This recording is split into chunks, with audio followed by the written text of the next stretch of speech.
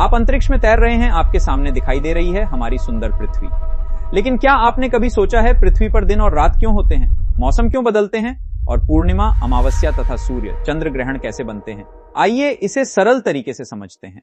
सबसे पहले बात करते हैं दिन और रात की। पृथ्वी अपनी धुरी पर लगातार घूमती रहती है। एक पूरा चक्कर लगाने में पृथ्वी को लगभग 24 घंटे लगते हैं। जब पृथ्वी का कोई हिस्सा सूर्य की ओर होता है तो वहां दिन होता है, और जब वही हिस्सा सूर्य से दूर हो जाता है तो वहां रात हो जाती है। यही कारण है कि पृथ्वी पर हर जगह दिन और रात लगातार बदलते रहते हैं। अब बात करते हैं मौसम की। पृथ्वी केवल घूमती ही नहीं बल्कि सूर्य के चारों ओर भी चक्कर लगाती है। एक पूरा चक्कर लगाने में पृथ्वी को लगभग 365 दिन लगते हैं। लेकिन असली कारण है पृथ्वी का झुका हुआ अक्ष एक्सिस।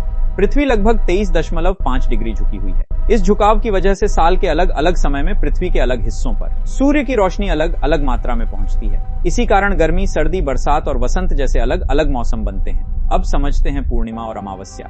चंद्रमा पृथ्वी के चारों ओर घूमता है। जब चंद्रमा का पूरा चमकता हुआ हिस्सा पृथ्वी से दिखाई देता है तो उसे कहते हैं पूर्णिमा, और जब चंद्रमा का चमकता हुआ हिस्सा पृथ्वी से बिल्कुल दिखाई नहीं देता तो उसे कहते हैं अमावस्या। लेकिन कभी कभी सूर्य, पृथ्वी और चंद्रमा एक सीधी रेखा में आ जाते हैं, तब बनता है ग्रहण। जब पृथ्वी सूर्य और चंद्रमा के बीच आ जाती है तो पृथ्वी की छाया चंद्रमा पर पड़ती है। इसे कहते हैं चंद्र ग्रहण।